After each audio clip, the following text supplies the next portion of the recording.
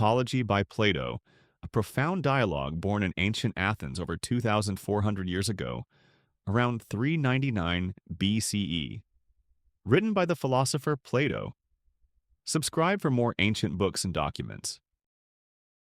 Apology by Plato. How you have felt, O men of Athens, at hearing the speeches of my accusers, I cannot tell.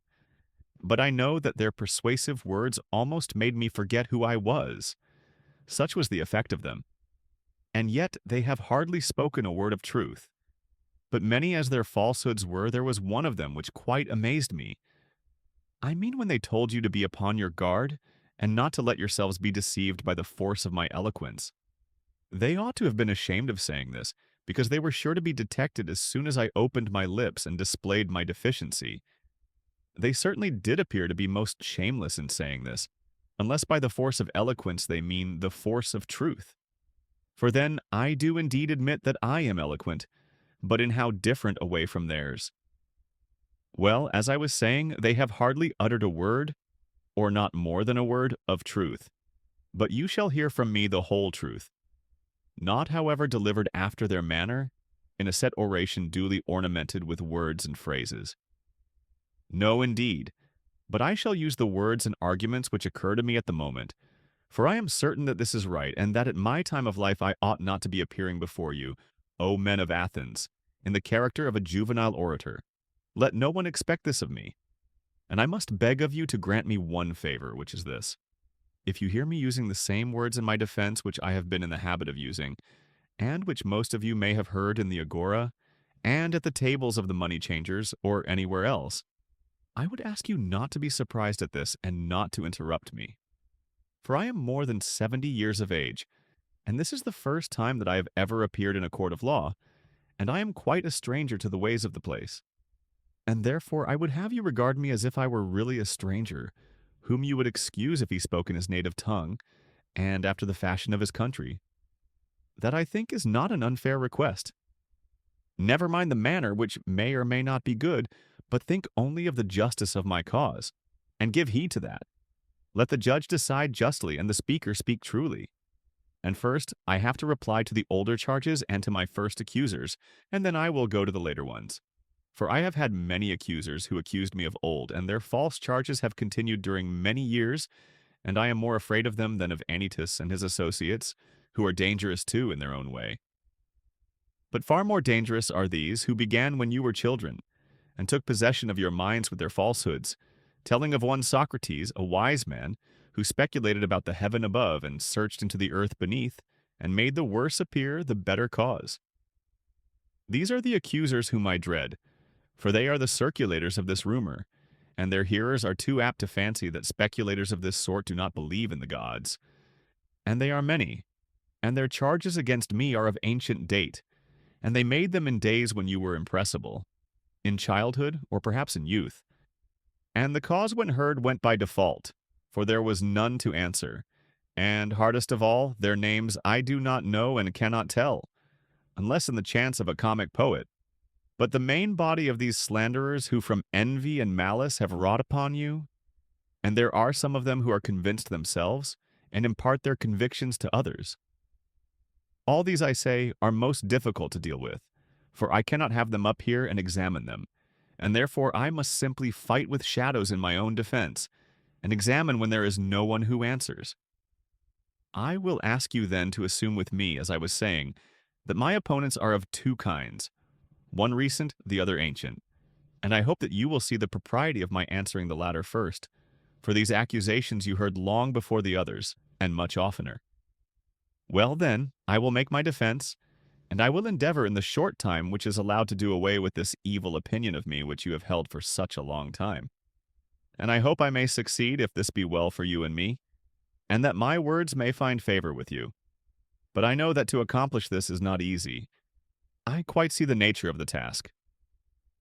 Let the event be as God wills. In obedience to the law, I make my defense. I will begin at the beginning, and ask what the accusation is which has given rise to this slander of me, and which has encouraged Meletus to proceed against me. What do the slanderers say? They shall be my prosecutors, and I will sum up their words in an affidavit. Socrates is an evildoer and a curious person who searches into things under the earth and in heaven, and he makes the worse appear the better cause, and he teaches the aforesaid doctrines to others. That is the nature of the accusation, and that is what you have seen yourselves in the comedy of Aristophanes, who has introduced a man whom he calls Socrates, going about and saying that he can walk in the air, and talking a deal of nonsense concerning matters of which I do not pretend to know either much or little. Not that I mean to say anything disparaging of anyone who is a student of natural philosophy. I should be very sorry if Meletus could lay that to my charge. But the simple truth is, O Athenians, that I have nothing to do with these studies. Very many of those here present are witnesses to the truth of this, and to them I appeal. Speak then, you who have heard me, and tell your neighbors whether any of you have ever known me, hold forth in few words or in many upon matters of this sort. You hear their answer, and from what they say of this you will be able to judge of the truth of the rest. As little foundation is there for the report that I am a teacher and take money, that is no more true than the other. Although if a man is able to teach, I honor him for being paid. There is Gorgias of Leontium, and Prodicus of Ceos, and Hippias of Elis, who go the round of the cities, and are able to persuade the young men to leave their own citizens, by whom they might be taught for nothing, and come to them whom they not only pay, but are thankful if they may be allowed to pay them. There is actually a Parian philosopher residing in Athens, of whom I have heard, and I came to hear of him in this way. I met a man who has spent a world of money on the sophists, Callias the son of Hipponicus, and knowing that he had sons, I asked him. Callias, I said, if your 2 sons were foals or calves, there would be no difficulty in finding someone to put over them. We should hire a trainer of horses or a farmer, probably who would improve and perfect them in their own proper virtue and excellence. But as they are human beings, whom are you thinking of placing over them? Is there anyone who understands human and political virtue? You must have thought about this as you have sons. Is there anyone? There is, he said. Who is he, said I, and of what country, and what does he charge? Evenus the Parian, he replied. He is the man, and his charge is 5 minae. Happy is Evenus, I said to myself, if he really has this wisdom and teaches at such a modest charge. Had I the same, I should have been very proud and conceited, but the truth is that I have no knowledge of the kind. I dare say, Athenians, that someone among you will reply, why is this Socrates, and what is the origin of these accusations of you? For there must have been something strange which you have been doing. All this great fame and talk about you would never have arisen if you had been like other men. Tell us, then, why this is, as we should be sorry to judge hastily of you. Now I regard this as a fair challenge, and I will endeavor to explain to you the origin of this name of wise, and of this evil fame. Please to attend, then. And although some of you may think I am joking, I declare that I will tell you the entire truth. Men of Athens, this reputation of mine has come of a certain sort of wisdom which I possess. If you ask me what kind of wisdom, I reply, such wisdom as is attainable by man, for to that extent I am inclined to believe that I am wise. Whereas the persons of whom I was speaking have a superhuman wisdom, which I may fail to describe, because I have it not myself. And he who says that I have, speaks falsely and is taking away my character. And here, O men of Athens, I must beg you not to interrupt me, even if I seem to say something extravagant, for the word which I will speak is not mine. I will refer you to a witness who is worthy of credit, and will tell you about my wisdom, whether I have any, and of what sort, and that witness shall be the god of Delphi. You must have known Chaerephon. He was early a friend of mine, and also a friend of yours, for he shared in the exile of the people, and returned with you. Well, Chaerephon, as you know, was very impetuous in all his doings, and he went to Delphi and boldly asked the oracle to tell him whether, as I was saying, I must beg you not to interrupt. He asked the oracle to tell him whether there was anyone wiser than I was, and the Pythian prophetess answered that there was no man wiser. Chaerephon is dead himself, but his brother, who is in court, will confirm the truth of this story. Why do I mention this? Because I am going to explain to you why I have such an evil name. When I heard the answer, I said to myself, what can the god mean? And what is the interpretation of this riddle? For I know that I have no wisdom, small or great. What can he mean when he says that I am the wisest of men? And yet he is a god and cannot lie. That would be against his nature. After a long consideration, I at last thought of a method of trying the question. I reflected that if I could only find a man wiser than myself, then I might go to the god with a refutation in my hand. I should say to him, "Here is a man who is wiser than I am, but you said that I was the wisest." Accordingly, I went to one who had the reputation of wisdom, and observed to him, his name I need not mention. He was a politician whom I selected for examination, and the result was as follows. When I began to talk with him, I could not help thinking that he was not really wise, although he was thought wise by many, and wiser still by himself. And I went and tried to explain to him that he thought himself wise, but was not really wise, and the consequence was that he hated me, and his enmity was shared by several who were present and heard me. So I left him, saying to myself as I went away, "Well, although I do not suppose that either of us knows anything really beautiful and good, I am better off than he is, for he knows nothing and thinks that he knows. I neither know nor think that I know. In this latter particular, then, I seem to have slightly the advantage of him." Then I went to another who had still higher philosophical pretensions, and my conclusion was exactly the same. I made another enemy of him and of many others besides him. After this I went to one man after another, being not unconscious of the enmity which I provoked, and I lamented and feared this, but necessity was laid upon me. The word of God, I thought, ought to be considered first, and I said to myself, "Go I must to all who appear to know, and find out the meaning of the oracle. And I swear to you, Athenians, by the dog I swear, for I must tell you the truth. The result of my mission was just this. I found that the men most in repute were all but the most foolish, and that some inferior men were really wiser and better. I will tell you the tale of my wanderings and of the Herculean labors, as I may call them, which I endured only to find at last the oracle irrefutable. When I left the politicians, I went to the poets, tragic, dithyrambic, and all sorts. And there I said to myself, "You will be detected. Now you will find out that you are more ignorant than they are." Accordingly, I took them some of the most elaborate passages in their own writings, and asked what was the meaning of them, thinking that they would teach me something. Will you believe me? I am almost ashamed to speak of this, but still I must say that there is hardly a person present who would not have talked better about their poetry than they did themselves. That showed me in an instant that not by wisdom do poets write poetry, but by a sort of genius and inspiration. They are like diviners or soothsayers who also say many fine things, but do not understand the meaning of them. And the poets appeared to me to be much in the same case, and I further observed that upon the strength of their poetry, they believed themselves to be the wisest of men in other things in which they were not wise. So I departed, conceiving myself to be superior to them for the same reason that I was superior to the politicians. At last I went to the artisans, for I was conscious that I knew nothing at all, as I may say, and I was sure that they knew many fine things. And in this I was not mistaken, for they did know many things of which I was ignorant, and in this they certainly were wiser than I was. But I observed that even the good artisans fell into the same error as the poets. Because they were good workmen, they thought that they also knew all sorts of high matters, and this defect in them overshadowed their wisdom. Therefore I asked myself on behalf of the oracle whether I would like to be as I was, neither having their knowledge nor their ignorance, or like them in both.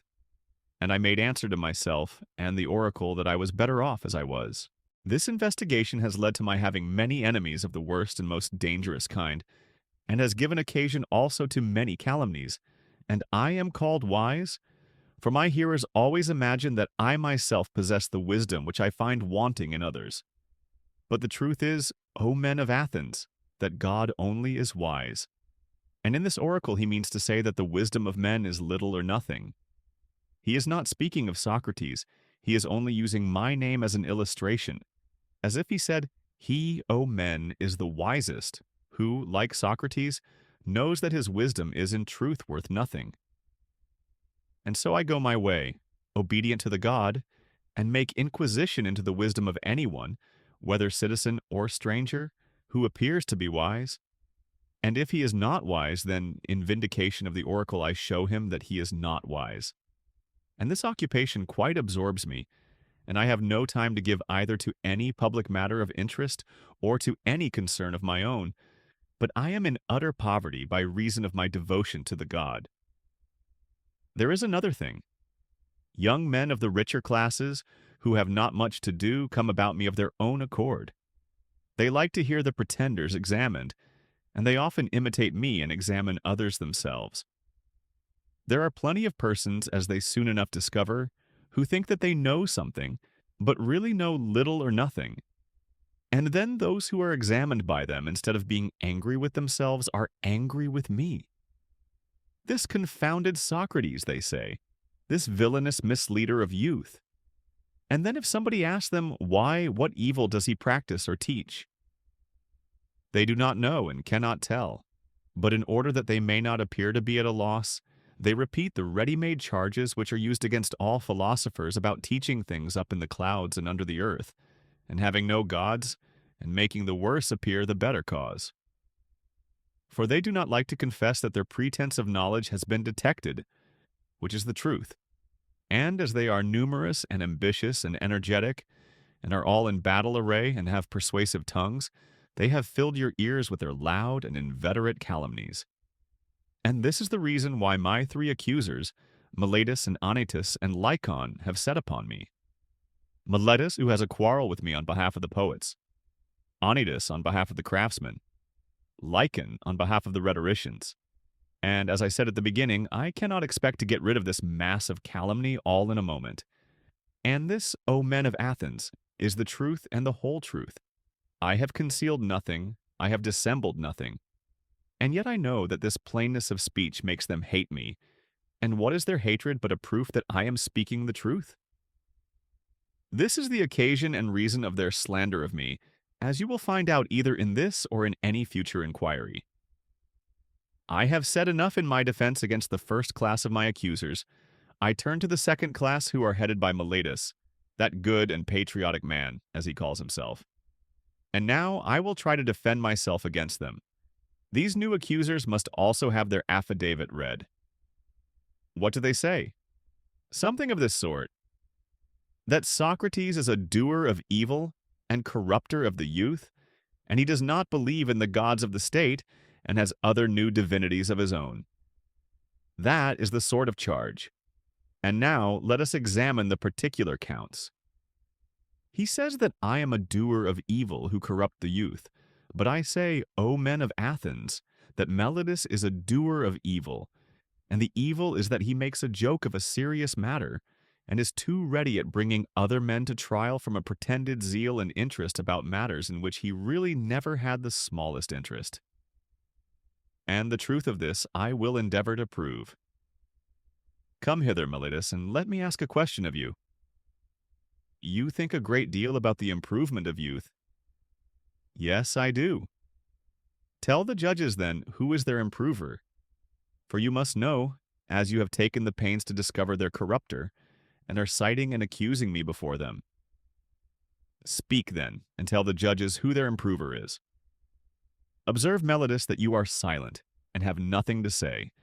But is not this rather disgraceful, and a very considerable proof of what I was saying, that you have no interest in the matter? Speak up, friend, and tell us who their improver is. The laws. But that, my good sir, is not my meaning. I want to know who the person is, who, in the first place, knows the laws. The judges, Socrates, who are present in court. What do you mean to say, Meletus, that they are able to instruct and improve youth? Certainly they are. What? All of them, or some only and not others? All of them. By the goddess here, that is good news. There are plenty of improvers, then. And what do you say of the audience? Do they improve them? Yes, they do. And the senators? Yes, the senators improve them. But perhaps the members of the citizen assembly corrupt them? Or do they too improve them? They improve them. then every Athenian improves and elevates them, all with the exception of myself. And I alone am their corrupter? Is that what you affirm? That is what I stoutly affirm. I am very unfortunate if that is true. But suppose I ask you a question. Would you say that this also holds true in the case of horses? Does one man do them harm and all the world good? Is not the exact opposite of this true? One man is able to do them good, or at least not many. The trainer of horses, that is to say, does them good, and others who have to do with them rather injure them. Is not that true, Meletus, of horses or any other animals? Yes, certainly. Whether you and Anytus say yes or no, that is no matter.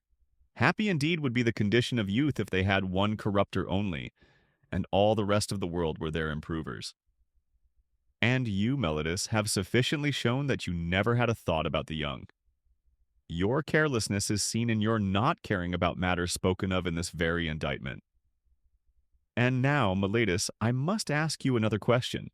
Which is better, to live among bad citizens or among good ones? Answer, friend, I say, for that is a question which may be easily answered. Do not the good do their neighbors good, and the bad do them evil? Certainly. And is there anyone who would rather be injured than benefited by those who live with him? Answer, my good friend. The law requires you to answer. Does anyone like to be injured? Certainly not. And when you accuse me of corrupting and deteriorating the youth, do you allege that I corrupt them intentionally or unintentionally? Intentionally, I say. But you have just admitted that the good do their neighbors good, and the evil do them evil. Now, is that a truth which your superior wisdom has recognized thus early in life?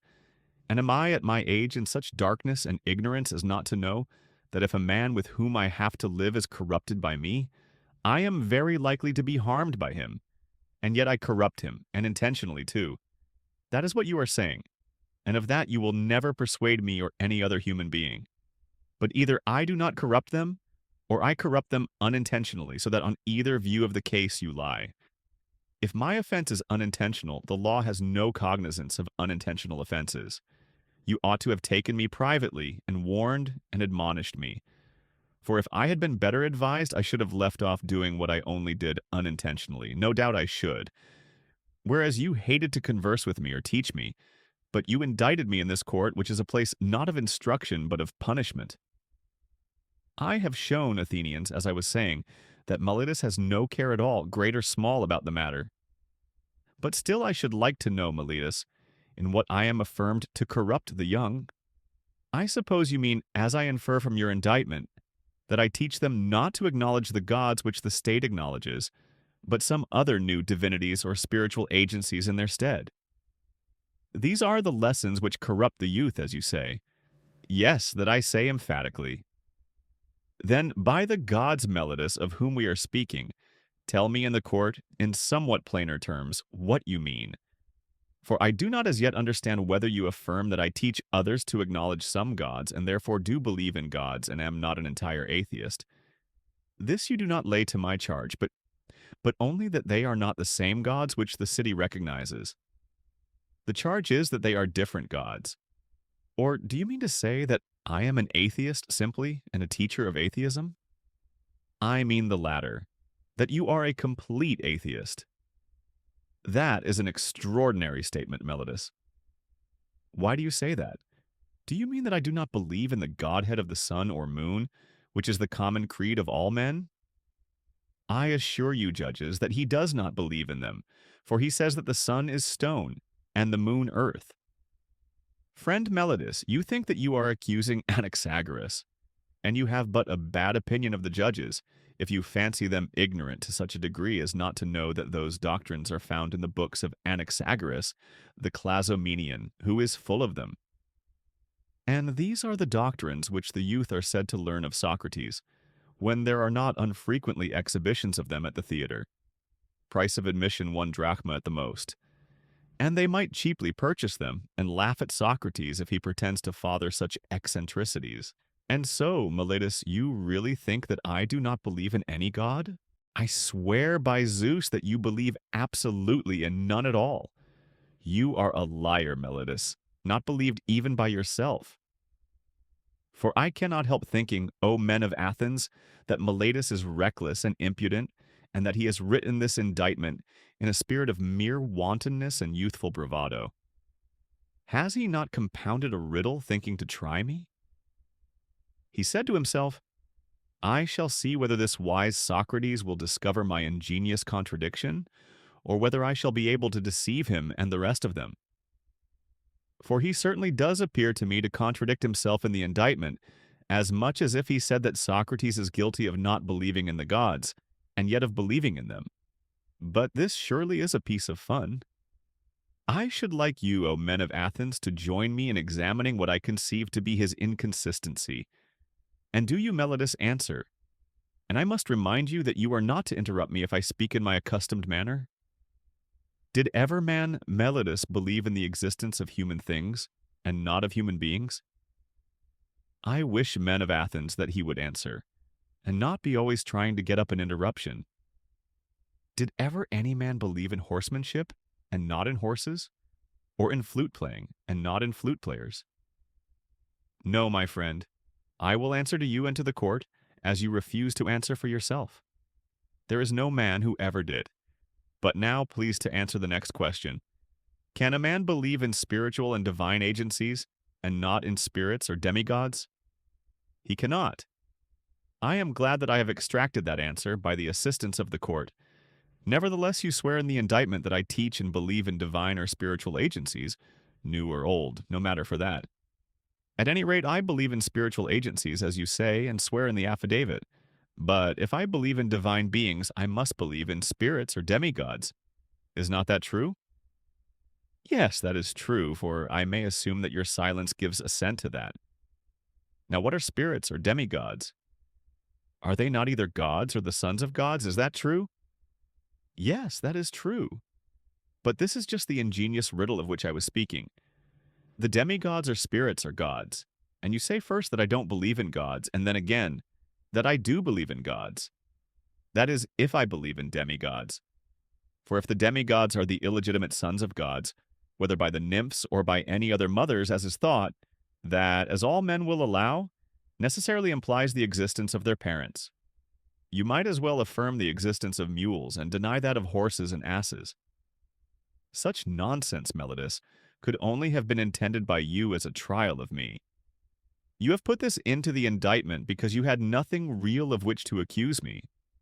But no one who has a particle of understanding will ever be convinced by you that the same man can believe in divine and superhuman things, and yet not believe that there are gods and demigods and heroes. I have said enough in answer to the charge of Meletus. Any elaborate defense is unnecessary, but as I was saying before, I certainly have many enemies, and this is what will be my destruction if I am destroyed. Of that I am certain. Not Meletus, nor yet Anytus, but the envy and detraction of the world, which has been the death of many good men, and will probably be the death of many more. There is no danger of my being the last of them. Someone will say, And are you not ashamed, Socrates, of a course of life which is likely to bring you to an untimely end? To him I may fairly answer, There you are mistaken. A man who is good for anything ought not to calculate the chance of living or dying. He ought only to consider whether in doing anything he is doing right or wrong, acting the part of a good man or of a bad. Whereas, according to your view, the heroes who fell at Troy were not good for much, and the son of Thetis above all, who altogether despised danger in comparison with disgrace. And when his goddess mother said to him, in his eagerness to slay Hector, that if he avenged his companion Patroclus and slew Hector, he would die himself. Fate, as she said, waits upon you next after Hector. He, hearing this, utterly despised danger and death, and instead of fearing them, feared rather to live in dishonor, and not to avenge his friend. Let me die next, he replies, and be avenged of my enemy, rather than abide here by the beaked ships, a scorn and a burden of the earth.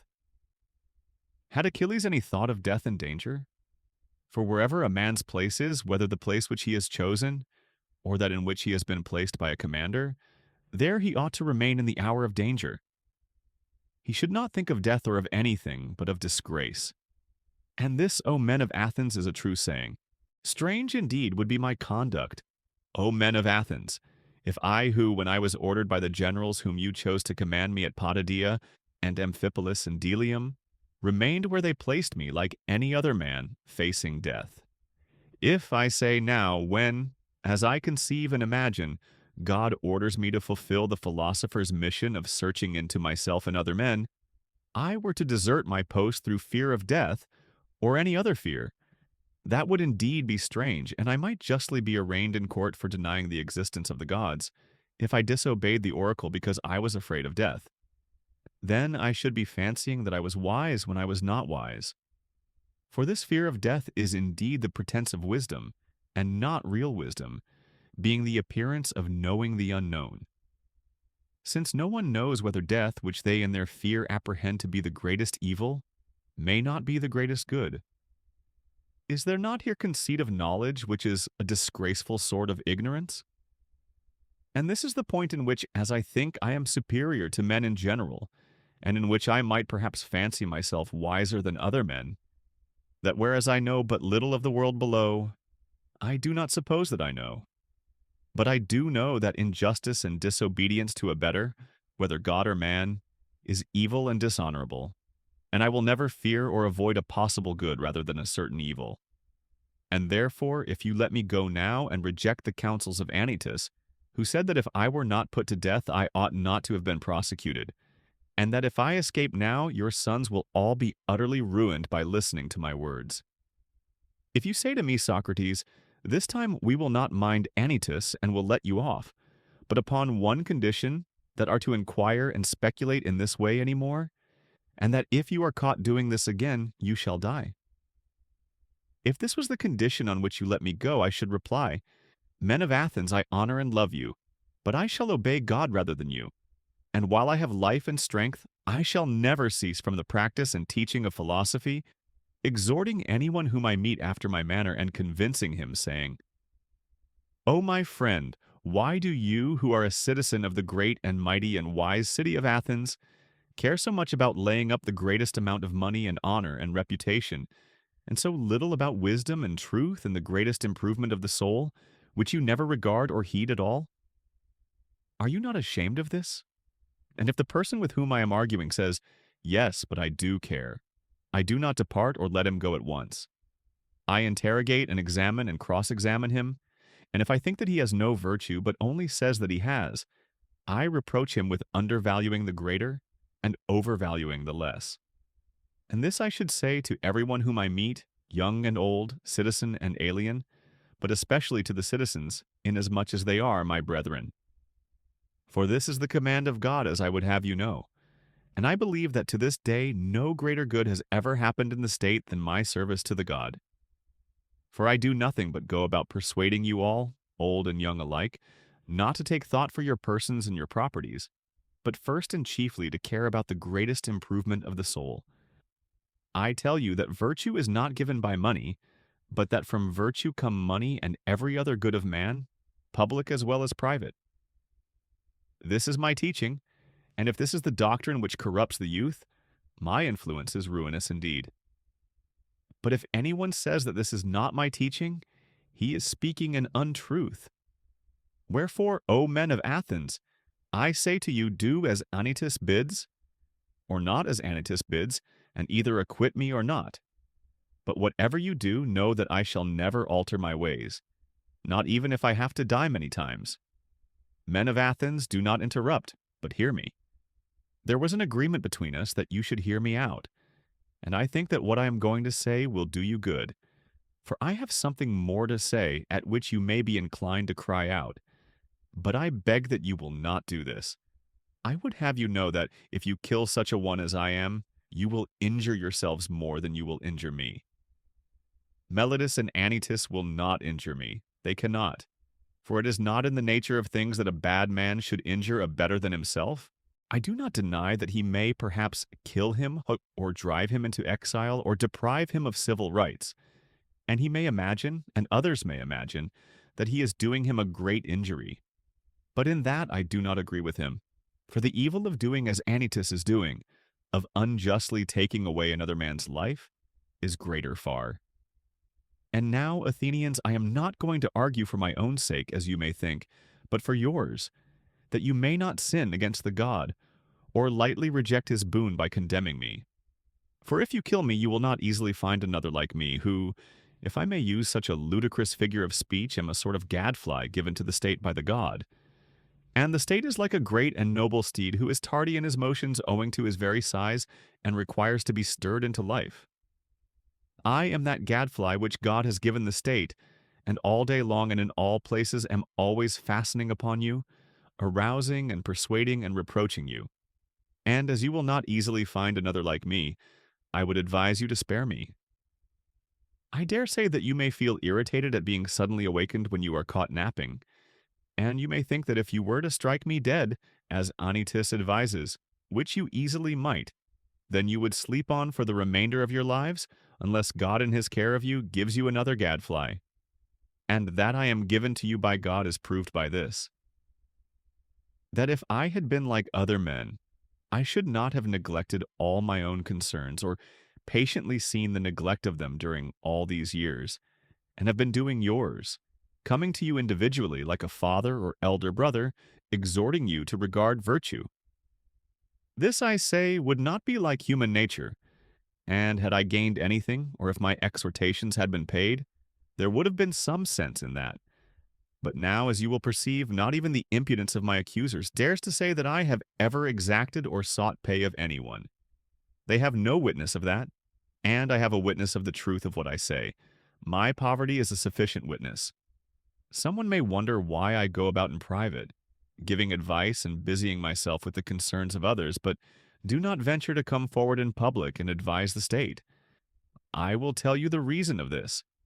You have often heard me speak of an oracle or sign which comes to me, and is the divinity which Mellitus ridicules in the indictment. This sign I have had ever since I was a child. The sign is a voice which comes to me and always forbids me to do something which I am going to do, but never commands me to do anything. And this is what stands in the way of my being a politician. And rightly, as I think. For I am certain, O men of Athens, that if I had engaged in politics, I should have perished long ago, and done no good either to you or to myself. And don't be offended at my telling you the truth. For the truth is that no man who goes to war with you, or any other multitude, honestly struggling against the commission of unrighteousness and wrong in the state, will save his life. He who will really fight for the right, if he would live even for a little while, must have a private station and not a public one. I can give you as proofs of this, not words only, but deeds which you value more than words. Let me tell you a passage of my own life, which will prove to you that I should never have yielded to injustice from any fear of death, and that if I had not yielded, I should have died at once. I will tell you a story, tasteless perhaps and commonplace, but nevertheless true. The only office of state which I ever held, O men of Athens, was that of senator. The tribe Antiochus, which is my tribe, had the presidency at the trial of the generals who had not taken up the bodies of the slain after the battle of Arginusi, and you proposed to try them all together, which was illegal, as you all thought afterwards. But at the time I was the only one of the praetanes who was opposed to the illegality, and I gave my vote against you. And when the orators threatened to impeach and arrest me, and have me taken away, and you called and shouted, I made up my mind that I would run the risk, having law and justice with me, rather than take part in your injustice, because I feared imprisonment and death. This happened in the days of the democracy. But when the oligarchy of the 30 was in power, they sent for me and 4 others into the rotunda, and bade us bring Leon the Salaminian from Salamis, as they wanted to execute him. This was a specimen of the sort of commands which they were always giving with the view of implicating as many as possible in their crimes. And then I showed, not in words only, but in deed, that if I may be allowed to use such an expression, I cared not a straw for death, and that my only fear was the fear of doing an unrighteous or unholy thing. For the strong arm of that oppressive power did not frighten me into doing wrong. And when we came out of the rotunda, the other 4 went to Salamis and fetched Leon, but I went quietly home. for which I might have lost my life, had not the power of the 30 shortly afterwards come to an end. And to this many will witness. Now, do you really imagine that I could have survived all these years if I had led a public life, supposing that like a good man I had always supported the right and had made justice as I ought the first thing? No, indeed, men of Athens, neither I nor any other. But I have been always the same in all my actions, public as well as private, and never have I yielded any base compliance to those who are slanderously termed my disciples or to any other. For the truth is that I have no regular disciples, but if anyone likes to come and hear me while I am pursuing my mission, whether he be young or old, he may freely come. Nor do I converse with those who pay only, and not with those who do not pay. But anyone, whether he be rich or poor, may ask and answer me and listen to my words. And whether he turns out to be a bad man or a good one, that cannot be justly laid to my charge, as I never taught him anything. And if anyone says that he has ever learned or heard anything from me in private, which all the world has not heard, I should like you to know that he is speaking an untruth. But I shall be asked, why do people delight in continually conversing with you? I have told you already, Athenians, the whole truth about this. They like to hear the cross-examination of the pretenders to wisdom. There is amusement in this, and this is a duty which the god has imposed upon me, as I am assured by oracles, visions, and in every sort of way in which the will of divine power was ever signified to anyone. This is true, O Athenians, or, if not true, would be soon refuted. For if I am really corrupting the youth, and have corrupted some of them already, those of them who have grown up and have become sensible that I gave them bad advice in the days of their youth should come forward as accusers and take their revenge. And if they do not like to come themselves, some of their relatives, fathers, brothers, or other kinsmen should say what evil their families suffered at my hands. Now is their time. Many of them I see in the court. There is Crito, who is of the same age and of the same deme with myself, and there is Critobulus, his son, whom I also see. Then again there is Lysanias of Sphetus, who is the father of Aeschines. He is present. And also there is Antiphon of Cephisus, who is the father of Epignes. And there are the brothers of several who have associated with me. There is Nicostratus, the son of Theostotides, and the brother of Theodotus. Now Theodotus himself is dead, and therefore he at any rate will not seek to stop him. And there is Paralus, the son of Demodocus, who had a brother Theagus, and Adimantus, the son of Ariston, whose brother Plato is present, and Aeantodorus, who is the brother of Apollodorus, whom I also see. I might mention a great many others, any of whom Meletus should have produced as witnesses in the course of his speech, and let him still produce them. If he has forgotten, I will make way for him, and let him say if he has any testimony of the sort which he can produce. Nay, Athenians, the very opposite is the truth, for all these are ready to witness on behalf of the corrupter, of the destroyer of their kindred, as Meletus and Anytus call me. Not the corrupted youth only, there might have been a motive for that, but their uncorrupted elder relatives. Why should they too support me with their testimony? Why indeed, except for the sake of truth and justice, and because they know that I am speaking the truth, and that Meletus is lying? Well, Athenians, this and the like of this is nearly all the defense which I have to offer. Yet a word more. Perhaps there may be someone who is offended at me when he calls to mind how he himself, on a similar or even a less serious occasion, had recourse to prayers and supplications with many tears, and how he produced his children in court, which was a moving spectacle together with a posse of his relations and friends. Whereas I, who am probably in danger of my life, will do none of these things. Perhaps this may come into his mind, and he may be set against me and vote in anger because he is displeased at this. Now if there be such a person among you, which I am far from affirming, I may fairly reply to him, My friend, I am a man, and like other men, a creature of flesh and blood, and not of wood or stone, as Homer says. And I have a family, yes, and sons.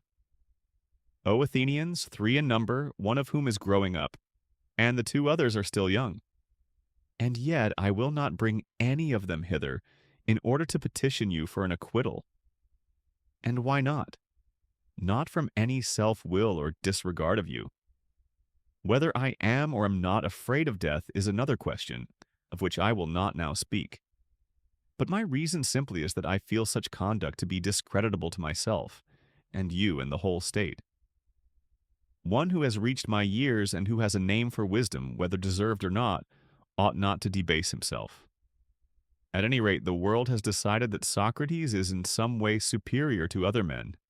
And if those among you who are said to be superior in wisdom and courage, and any other virtue, demean themselves in this way, how shameful is their conduct! I have seen men of reputation, when they have been condemned, behaving in the strangest manner. They seemed to fancy that they were going to suffer something dreadful if they died, and that they could be immortal if you only allowed them to live. And I think that they were a dishonor to the state, and that any stranger coming in would say of them that the most eminent men of Athens, to whom the Athenians themselves give honor and command, are no better than women. And I say that these things ought not to be done by those of us who are of reputation. And if they are done, you ought not to permit them. You ought rather to show that you are more inclined to condemn, not the man who is quiet, but the man who gets up a doleful scene and makes the city ridiculous. But, setting aside the question of dishonor, there seems to be something wrong in petitioning a judge, and thus procuring an acquittal instead of informing and convincing him. For his duty is not to make a present of justice, but to give judgment, and he has sworn that he will judge according to the laws and not according to his own good pleasure. And neither he nor we should get into the habit of perjuring ourselves. There can be no piety in that. Do not then require me to do what I consider dishonorable and impious and wrong, especially now, when I am being tried for impiety on the indictment of Miletus. For if, O men of Athens, by force of persuasion and entreaty, I could overpower your oaths, then I should be teaching you to believe that there are no gods, and convict myself in my own defense of not believing in them. But that is not the case, for I do believe that there are gods, and in a far higher sense than that in which any of my accusers believe in them. And to you and to God I commit my cause to be determined by you, as is best for you and me. The jury finds Socrates guilty. Socrates' proposal for his sentence. There are many reasons why I am not grieved, O men of Athens, at the vote of condemnation. I expected it, and am only surprised that the votes are so nearly equal. For I had thought that the majority against me would have been far larger. But now, had 30 votes gone over to the other side, I should have been acquitted. And I may say that I have escaped Miletus. And I may say more. For without the assistance of Anytus and Lycon, he would not have had a fifth part of the votes, as the law requires, in which case he would have incurred a fine of 1,000 drachmae, as is evident. And so he proposes death as the penalty. And what shall I propose on my part, O men of Athens? Clearly that which is my due. And what is that which I ought to pay or to receive? What shall be done to the man who has never had the wit to be idle during his whole life, but has been careless of what the many care about, wealth and family interests and military offices, and speaking in the assembly and magistracies and plots and parties? Reflecting that I was really too honest a man to follow in this way and live, I did not go where I could do no good to you or to myself. But where I could do the greatest good privately to every one of you, thither I went, and sought to persuade every man among you that he must look to himself, and seek virtue and wisdom before he looks to his private interests, and look to the state before he looks to the interests of the state, and that this should be the order which he observes in all his actions. What shall be done to such a one? Doubtless some good thing, O men of Athens, if he has his reward, and the good should be of a kind suitable to him. What would be a reward suitable to a poor man who is your benefactor, who desires leisure that he may instruct you? There can be no more fitting reward than maintenance in the Prytaneum, O men of Athens, a reward which he deserves far more than the citizen who has won the prize at Olympia in the horse or chariot race, whether the chariots were drawn by 2 horses or by many. For I am in want, and he has enough, and he only gives you the appearance of happiness, and I give you the reality. And if I am to estimate the penalty justly, I say that maintenance in the Prytaneum is the just return. Perhaps you may think that I am braving you in saying this, as in what I said before about the tears and prayers. But that is not the case. I speak rather because I am convinced that I never intentionally wronged anyone, although I cannot convince you of that, for we have had a short conversation only. But if there were a law at Athens, such as there is in other cities, that a capital cause should not be decided in one day, then I believe that I should have convinced you. But now the time is too short. I cannot in a moment refute great slanders, and, as I am convinced that I never wronged another, I will assuredly not wrong myself. I will not say of myself that I deserve any evil or propose any penalty.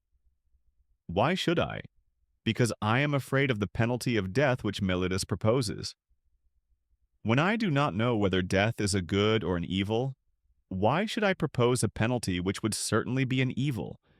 Shall I say imprisonment? And why should I live in prison and be the slave of the magistrates of the year? Of the 11? Or shall the penalty be a fine and imprisonment until the fine is paid? There is the same objection. I should have to lie in prison for money I have none, and I cannot pay.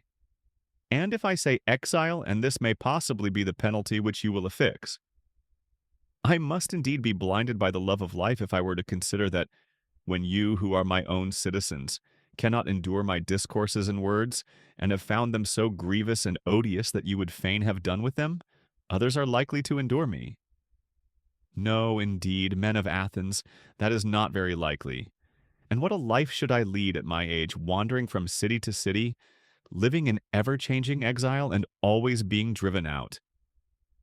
For I am quite sure that into whatever place I go, as here so also there, the young men will come to me. And if I drive them away, their elders will drive me out at their desire. And if I let them come, their fathers and friends will drive me out for their sakes. Someone will say, "Yes, Socrates, but cannot you hold your tongue, and then you may go into a foreign city, and no one will interfere with you?" Now I have great difficulty in making you understand my answer to this. For if I tell you that this would be a disobedience to a divine command, and therefore that I cannot hold my tongue, you will not believe that I am serious. And if I say again that the greatest good of man is daily to converse about virtue, and all that concerning which you hear me examining myself and others, and that the life which is unexamined is not worth living, that you are still less likely to believe. And yet what I say is true, although a thing of which it is hard for me to persuade you. Moreover, I am not accustomed to think that I deserve any punishment. Had I money, I might have proposed to give you what I had, and have been none the worse.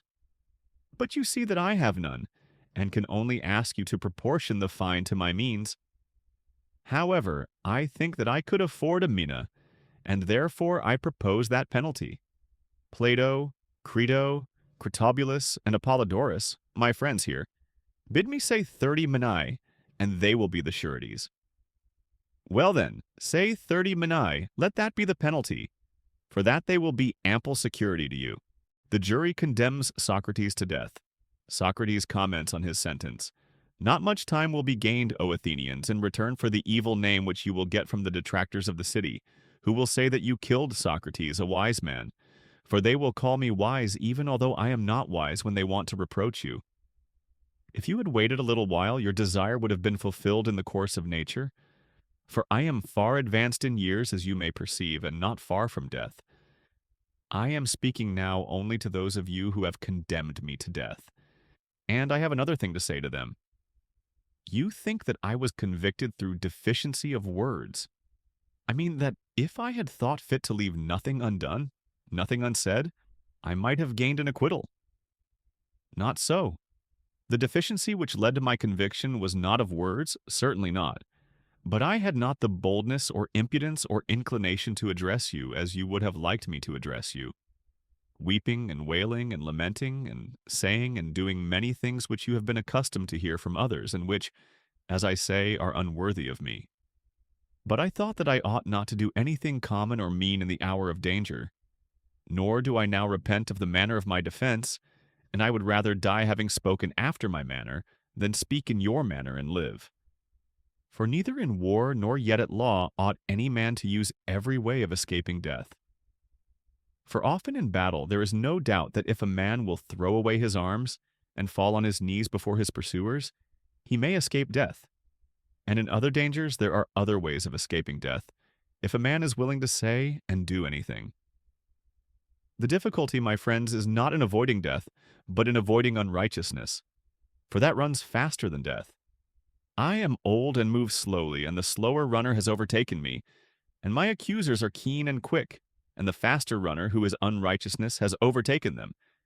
And now I depart hence condemned by you to suffer the penalty of death, and they too go their ways, condemned by the truth to suffer the penalty of villainy and wrong.